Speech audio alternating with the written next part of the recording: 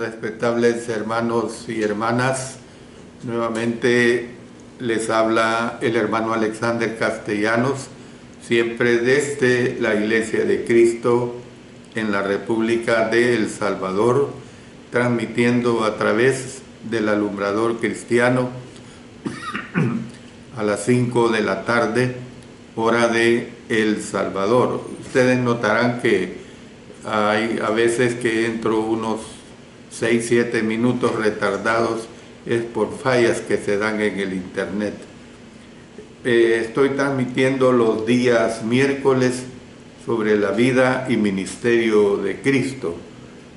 La lección que vamos a ver este día es la número 111 y el subtema que estamos estudiando es la preocupación de un pastor. Hoy vamos a ver la parte tercera y será la última de este subtema. Yo les recuerdo los aspectos que ya hemos estudiado. Primero hemos visto la preocupación por las masas, la preocupación por los individuos, la preocupación por sus amigos y hemos visto la preocupación por sus discípulos. Y la que vamos a ver hoy y con la cual vamos a cerrar es la preocupación por sus enemigos. Bueno, antes de empezar la disertación, pongámonos en oración. Padre Celestial, una vez más agradecémoste enormemente porque tú nos ayudas a que tu palabra se pueda difundir. Gracias por este ministerio, Señor. Permite que nunca dejemos de hacerlo mientras tengamos todas las posibilidades en todo aspecto. Gracias, Señor, porque de esta manera contribuimos a la edificación de la hermandad y de las personas que buscan hacer tu sagrada voluntad. Oramos pues todo en el poderoso nombre de nuestro Señor Jesucristo. Amén. Amén.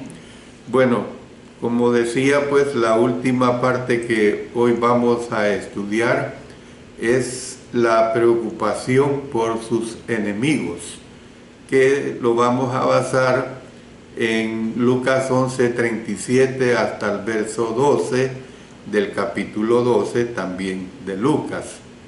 Lo primero que vamos a ver es acerca de la invitación que tenemos especialmente en los versos 37 y 38.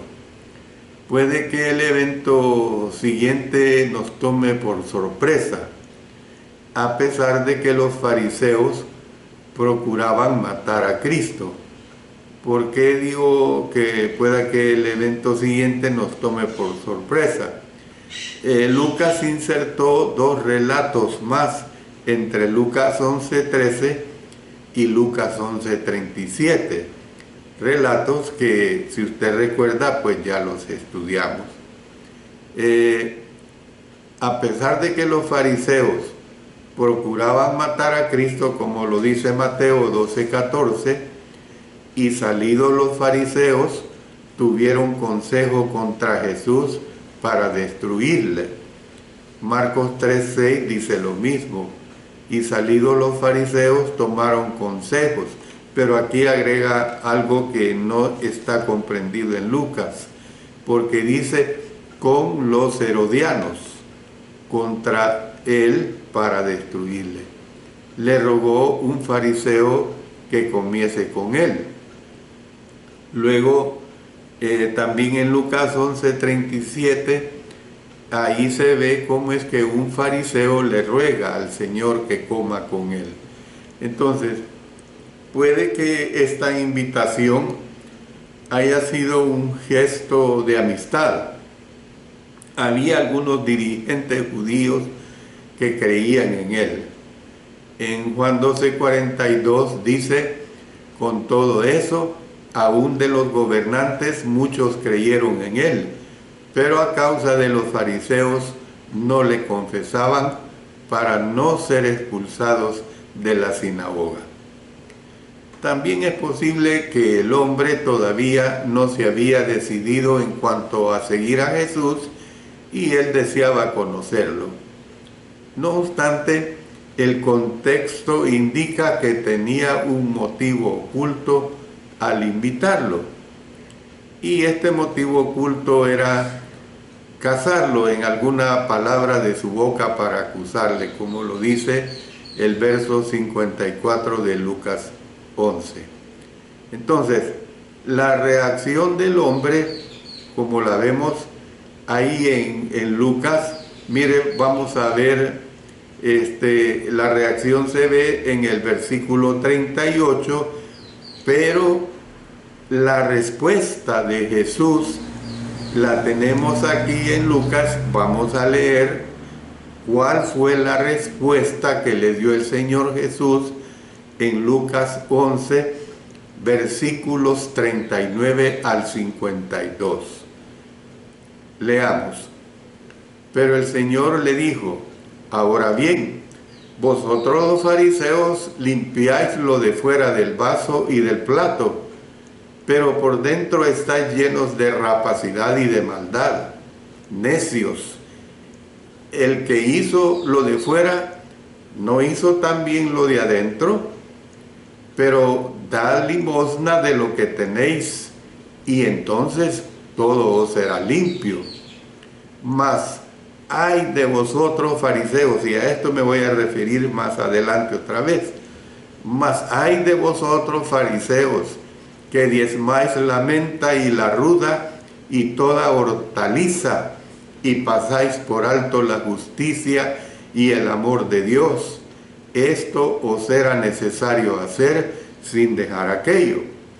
Ay de vosotros, fariseos, que amáis las primeras sillas en las sinagogas y las salutaciones en las plazas. Ay de vosotros, escribas y fariseos hipócritas, que sois como sepulcros que no se ven, y los hombres que andan encima no lo saben. Respondiendo uno de los intérpretes de la ley, le dijo: Maestro, cuando dices esto, también nos afrentas a nosotros. Note usted que es una afirmación, no le están preguntando, sino cuando dices esto, también nos afrentas a nosotros. Y él dijo: ay de vosotros también, intérpretes de la ley, porque cargáis a los hombres con cargas que no pueden llevar, pero vosotros ni aun con un dedo las tocáis. Es como que si a un hombre se le quiera poner una carga de 200 libras en su espalda, o de unas 300 libras, pues es casi imposible eso. Ay de vosotros que edificáis los sepulcros de los profetas a quienes mataron vuestros padres. De modo que sois testigos y consentidores de los hechos de vuestros padres, porque a la verdad ellos los mataron y vosotros edificáis sus sepulcros.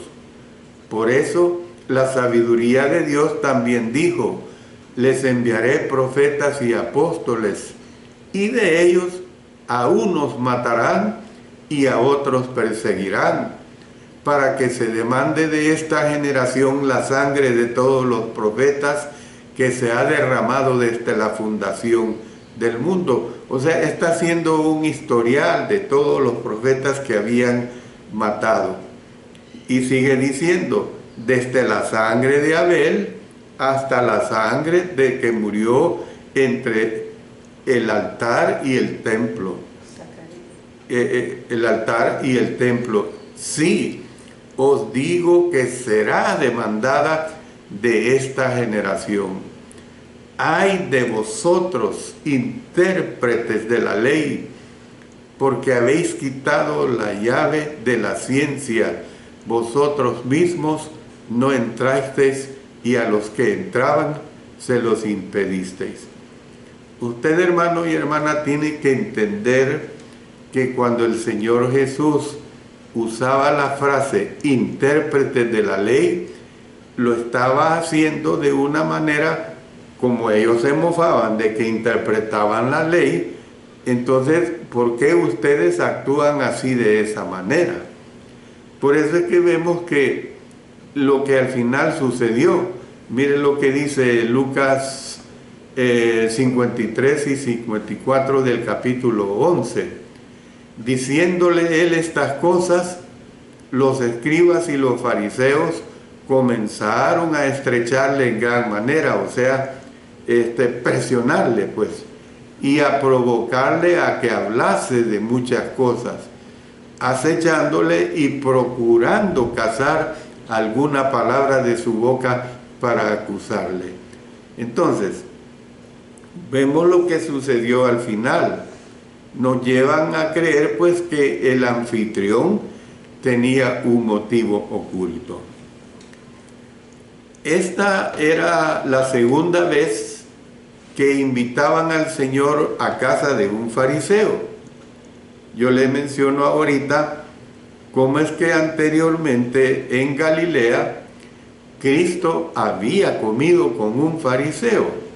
Y vamos a leerlo porque es interesante recordar estos episodios. Miren lo que dice Lucas 7, 36 al 50. Uno de los fariseos rogó a Jesús que comiese con él, y habiendo entrado en casa del fariseo, se sentó a la mesa. Entonces una mujer de la ciudad que era pecadora, al saber que Jesús estaba a la mesa en casa del fariseo, trajo un frasco de alabastro con perfume, y estando detrás de él a sus pies, llorando, comenzó a regar con lágrimas sus pies y los enjugaba con sus cabellos, y besaba sus pies y los ungía con el perfume. Cuando vio esto el fariseo que le había convidado, dijo para sí: si fuera profeta, conocería quién y qué clase de mujer es la que le toca, que es pecadora. Usaban juicios totalmente erróneos, porque él, como Dios que era, sabía quién estaba haciéndole este enjugamiento en sus pies. Dice, entonces respondió Jesús, le dijo: Simón, o sea, el fariseo, una cosa tengo que decirte. Y él le dijo: di, maestro. Un acreedor tenía 2 deudores. El uno le debía 500 denarios y el otro 50. Y no teniendo ellos con qué pagar, perdonó a ambos. Di, pues, ¿cuál de ellos le amará más? Respondiendo Simón, dijo: pienso que aquel a quien perdonó más. Y él le dijo: rectamente ha juzgado. Y vuelto a la mujer, dijo a Simón: ¿ves esta mujer? Entré en tu casa y no me diste agua para mis pies, mas ésta ha regado mis pies con lágrimas y los ha enjugado con sus cabellos. No me diste beso, mas ésta, desde que entré, no ha cesado de besar mis pies. No ungiste mi cabeza con aceite, mas ésta ha ungido con perfume mis pies. Le pone 3 argumentos, pues. Por lo cual te digo que sus muchos pecados le son perdonados, porque amó mucho, mas aquel a quien se le perdona poco, poco ama. Y a ella le dijo: tus pecados te son perdonados.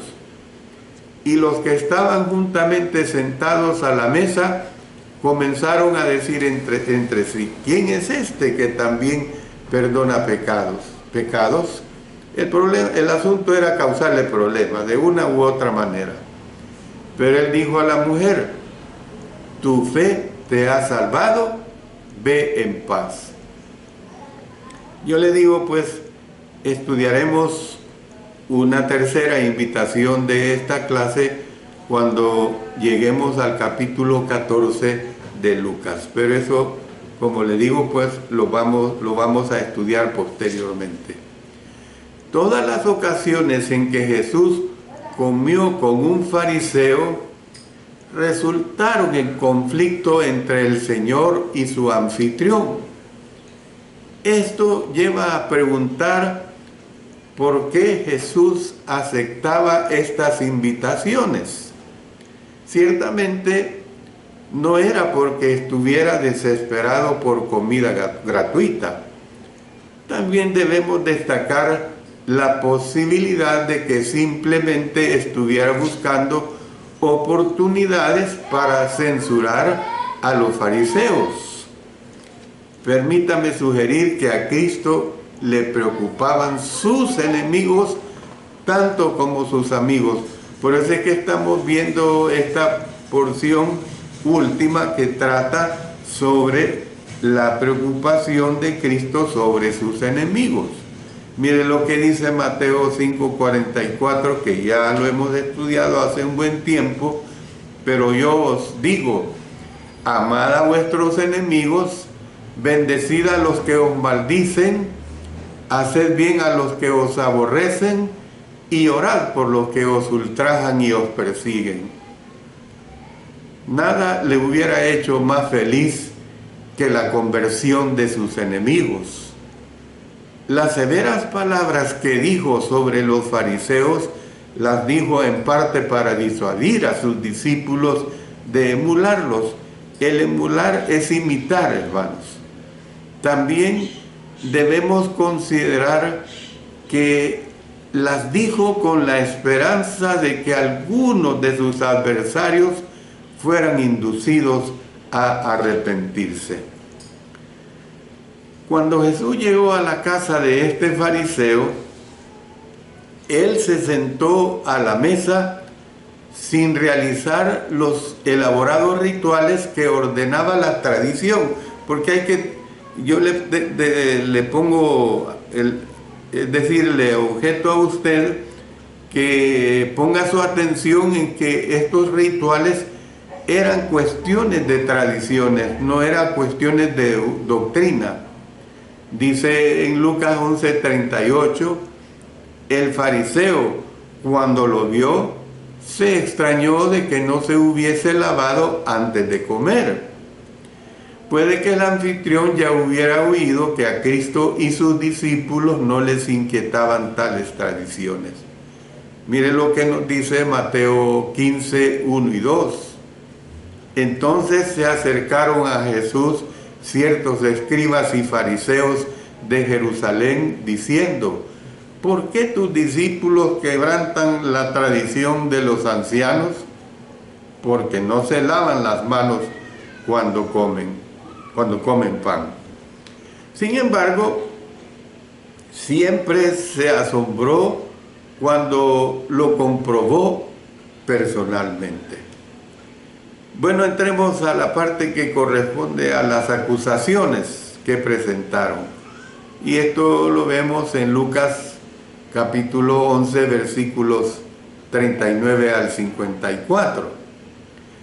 Según la opinión de los fariseos, Jesús estaba inmundo y debía purificarse, pero el Señor recalcó que no era la pureza externa lo que a uno debía preocuparle, sino la interna. Mire lo que dice Lucas 11, 39 y 40. Pero el Señor le dijo, ahora bien, vosotros los fariseos limpiáis lo de fuera del vaso y del plato, pero por dentro está lleno de rapacidad y de maldad. Necios. El que hizo lo de fuera, ¿no hizo también lo de adentro? Mire también lo que tenemos en Mateo capítulo 23. Este capítulo 23 de Mateo es una fuerte reprimenda a los escribas y fariseos, a todo ese tipo de hombres que actuaban en una forma de entregarlo a la muerte a nuestro Señor. Leamos los versículos 25 y 26. Ay de vosotros, escribas y fariseos hipócritas, porque limpiáis lo de fuera del vaso y del plato, pero por dentro estáis llenos de robo y de injusticia. Fariseo ciego, limpia primero lo de dentro del vaso y del plato, para que también lo de fuera sea limpio. Le dijo al anfitrión, pues vamos a Simón, le dijo a su anfitrión, Simón el fariseo, en el verso 41 de Lucas 11, pero da limosna de lo que tenéis, y entonces todo os será limpio. En otras palabras, lo que le estaba diciendo es, si dedicas todo tu ser interior al mejoramiento de los demás, esto se asegurará que seas limpio, tanto en lo interno como en lo externo. Esta aseveración fue seguida de una serie de ayes. Hace un momento yo le dije que iba a volver a este punto porque es bien interesante en Lucas capítulo 11, versículos 42 al 44. Mas ay de vosotros, fariseos, que diezmáis la menta y la ruda y toda hortaliza, y pasáis por alto la justicia y el amor de Dios. Esto os era necesario hacer sin dejar aquello. Ay de vosotros, fariseos, que amáis las primeras sillas en las sinagogas y las salutaciones en las plazas. Ay de vosotros, escribas y fariseos hipócritas, que sois como sepulcros que no se ven, y los hombres que andan encima no lo saben. Todas estas situaciones fueron ampliadas más adelante en una mordaz denuncia que hizo de los escribas y fariseos, como se lo he señalado hace un momento, en Mateo capítulo 23. Yo le digo que más adelante vamos a ver más sobre esta situación. Bueno, otro invitado, un intérprete de la ley, se ofendió, pues dijo, miren lo que dice el verso 45 de Lucas 11. Maestro, cuando dices esto, también nos afrentas a nosotros. O sea, lo que hace un momento también yo le decía, que no es una interrogante, sino que es una aseveración que hace este otro intérprete de la ley. Maestro, cuando dices esto, también nos afrentas a nosotros. Jesús respondió siguiendo con los ayes, haciendo aplicación a los intérpretes de la ley. Mire, esto está comprendido en los versos 46 al 52. Y mire lo que dice el último versículo, el 52. Ay de vosotros, intérpretes de la ley, porque habéis quitado la llave de la ciencia. Vosotros mismos no entrasteis, y a los que entraban se lo impedisteis. O sea, la actitud pues de aquel que quiere simuladamente que entren, pero al momento que puede entrar, hace todo lo imposible que entren. La frase que aquí se usa, la llave de la ciencia, era el Antiguo Testamento.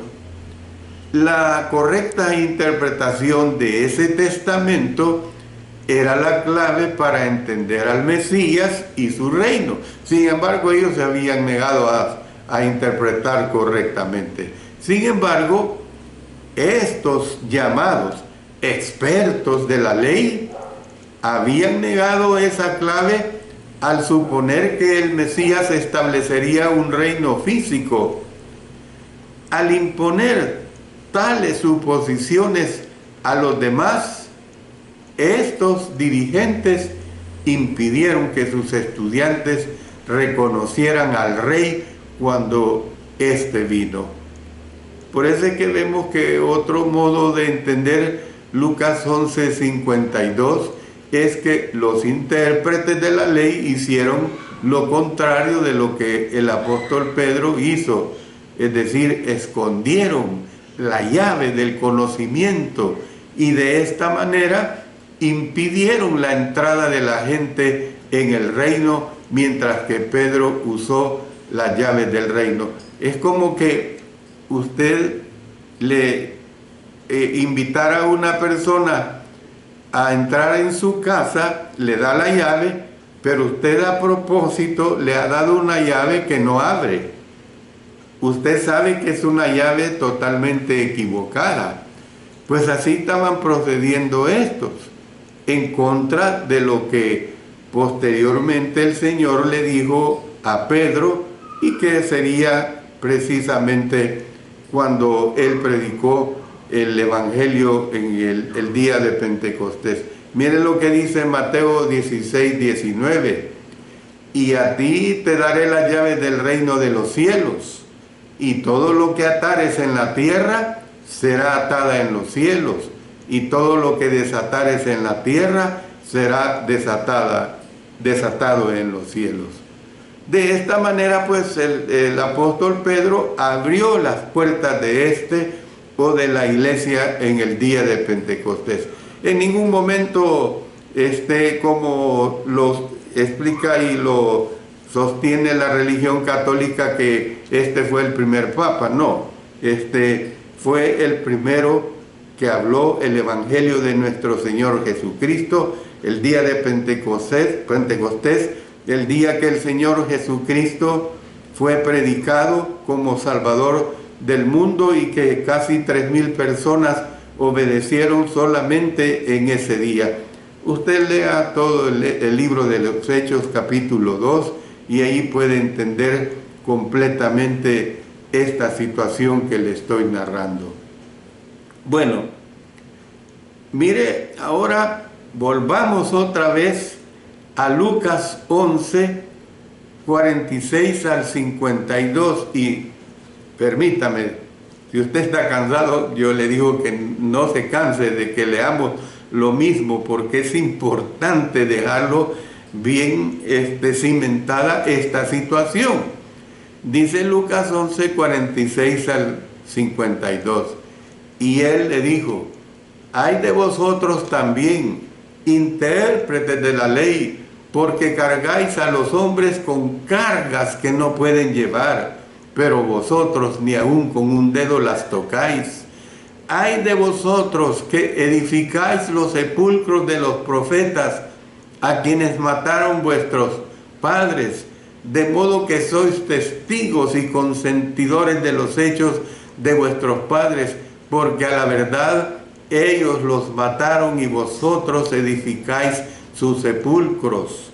Por eso la sabiduría de Dios también dijo: les enviaré profetas y apóstoles, y de ellos, noten, a unos matarán y a otros perseguirán, para que se demande de esta generación la sangre de todos los profetas que se ha derramado desde la fundación del mundo, desde la sangre de Abel hasta la sangre de Zacarías, que murió entre el altar y el templo. Sí, os digo que será demandada de esta generación. Ay de vosotros, intérpretes de la ley, porque habéis quitado la llave de la ciencia. Vosotros mismos no entrasteis, y a los que entraban se lo impedisteis. Lo que hace un momento, pues, explicaba, mis amados hermanos y hermanas. Las acusaciones de Jesús intensificaron el odio de sus enemigos. Miren lo que dice los versículos 53 y 54 de Lucas 11. Diciéndole él estas cosas, los escribas y los fariseos comenzaron a estrecharle en gran manera y a provocarle a que hablase de muchas cosas, acechándole y procurando cazar alguna palabra de su boca para acusarle. ¿Cuál es la denuncia que se da? Y esta denuncia la tenemos en el capítulo 12 de Lucas, en los versículos 1 hasta el 12. El capítulo 12 de Lucas comienza diciendo: dadas estas circunstancias, bueno, el autor aquí reconoce que otras versiones de la Biblia se lee mientras tanto o en esto, tal como lo vemos en la Reina Valera, pero se apunta el texto original que da a entender literalmente cosas en las cuales, y que la expresión dadas estas circunstancias transmite la idea. Las circunstancias las constituían los enfrentamientos entre Jesús y los fariseos. Estos conflictos daban como resultado que creciera la curiosidad pública. Por esta razón, en el versículo 1 se lee: dadas estas circunstancias, como se juntara por millares la multitud, tanto que unos a otros se atropellaban, comenzó a decir. Había pues algunos en la multitud que lo veían con buenos ojos. Pero ¿qué sucedía? Mientras que otros se le oponían. Mire lo que dice el verso 56 de Lucas 12. Hipócritas, sabéis distinguir el aspecto del cielo y de la tierra, ¿y cómo no distinguís este tiempo? Mientras la turba escuchaba, Cristo presentó diversos mensajes. Comenzó con una advertencia en cuanto a los fariseos. Y esto es lo que leemos. Mire lo que dice Lucas 12, versículo 1. Comenzó a decir a sus discípulos: primeramente, guardaos de la levadura de los fariseos, que es la hipocresía. Los fariseos eran hábiles en ocultar su maldad. Este tipo de personas siempre las ha habido y las habrán. Dice Lucas 11:39, pero el Señor le dijo: ahora bien, vosotros los fariseos limpiáis lo de fuera del vaso y del plato, pero por dentro estáis llenos de rapacidad y de maldad. Sin embargo, al final, la maldad de ellos quedó al descubierto. Dice en Lucas 12:2, porque nada hay encubierto que no haya de descubrirse, ni oculto que no haya de saberse. Jesús instó a sus oyentes a no temer a estos hombres. Mire lo que les dice en Lucas 12:4. Mas os digo, amigos míos, mire cómo trata a sus discípulos: amigos míos, no temáis a los que matan el cuerpo y después nada más pueden hacer. Y les dijo que en lugar de temerles, fueran valientes para proclamar su fe.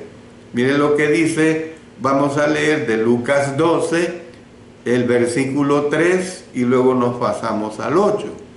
Por tanto, todo lo que habéis dicho en tinieblas, a la luz se oirá, y lo que habéis hablado al oído en los aposentos, se proclamará en las azoteas.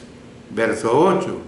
Os digo que todo aquel que me confesare delante de los hombres, también el Hijo del Hombre le confesará delante de los ángeles de Dios.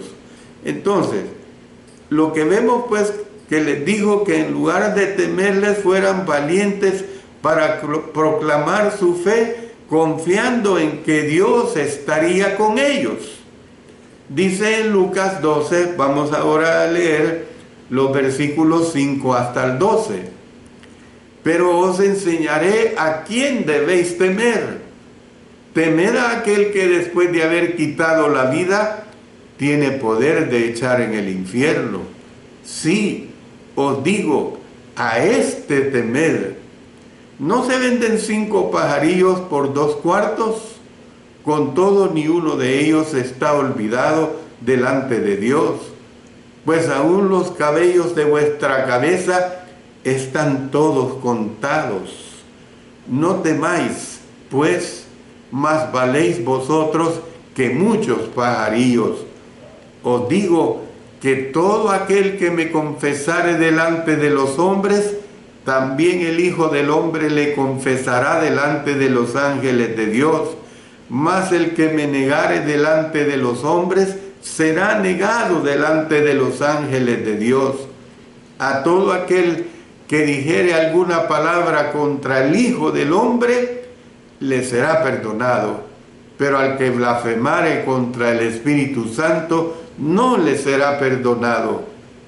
Cuando os trajeren a las sinagogas y ante los magistrados y las autoridades, no os preocupéis por cómo o qué habréis de responder o qué habréis de decir, porque el Espíritu Santo os enseñará en la misma hora lo que debéis decir.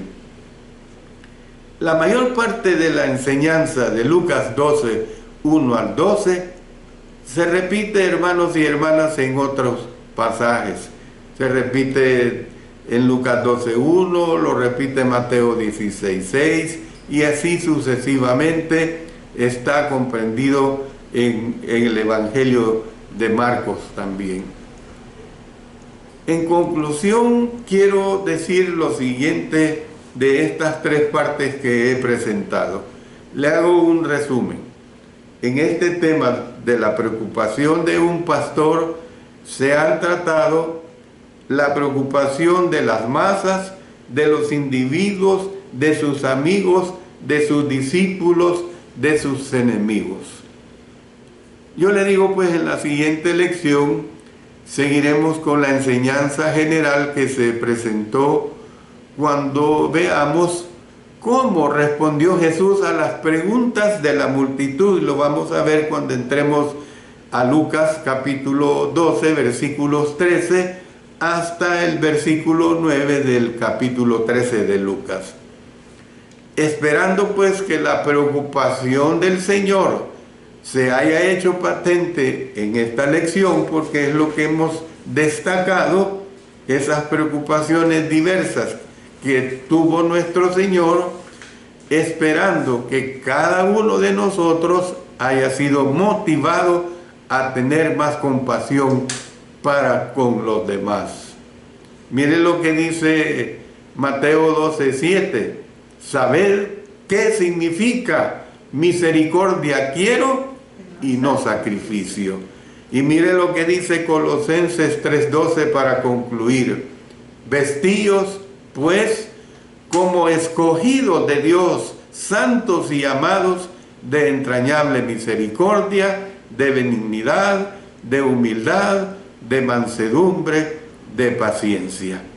Esto es lo que nos enseña la palabra de Dios y lo que hemos estudiado en este capítulo 11 de Lucas y parte del capítulo 12 también de Lucas.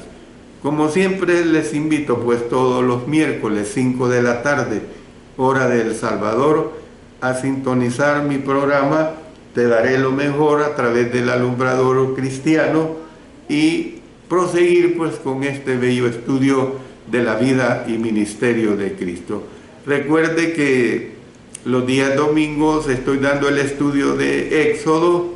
Yo sé, como lo he dicho siempre, que usted se congrega, pero los estudios quedan grabados y usted posteriormente los puede escuchar. Luego el día lunes sobre la epístola de Santiago, estamos ya finalizando el capítulo 1. Este lunes pasado no pude dar la clase en vista de una cita médica que yo tuve a la misma hora. Siempre, hermanos, ruego sus oraciones por mi salud. Yo puedo, con la gran ayuda del Señor, proseguir con este ministerio. Gracias a Dios que mi mente, mi voz, mi garganta, el Señor me permite hacerlo, pero sí adolezco de varias enfermedades que están siendo tratadas y por eso suplico sus oraciones. Hermanos y hermanas, que Dios bendiga a cada uno de ustedes y como siempre nos despedimos en oración. Nuestro Padre Celestial, te damos gracias enormemente. Te damos gracias porque nos has permitido el estudio grandioso de tu palabra, lo que nos enseña el Señor Jesucristo en su vida cuando anduvo aquí en la tierra. Es algo maravilloso, incomparable. Su vida realmente fue un ejemplo, no digamos su muerte, pero que Él venció la muerte a través de la resurrección y Él vive y Él permanece para siempre. Gracias, Señor, porque nos permites hacerlo. En esta oportunidad estamos orando por la hermana Juana de los Santos, por su columna y también por su familia. Ella es de Santo Domingo, la República Dominicana. También estamos orando por la hermana Francisca Ayala, que ha estado muy enferma de sus rodillas con fuertes dolores. Y también oramos por la aplicación de su quimioterapia, que sea muy eficaz. Gracias, Señor, porque podemos acudir a ti en oración y presentarte estas necesidades. Dios Todopoderoso, siempre oramos por la salud de mi esposa, la mía, y que tú seas en cada momento y en cada circunstancia. Lo hacemos todo en el gran nombre poderoso de nuestro Señor Jesucristo. Amén. Amén.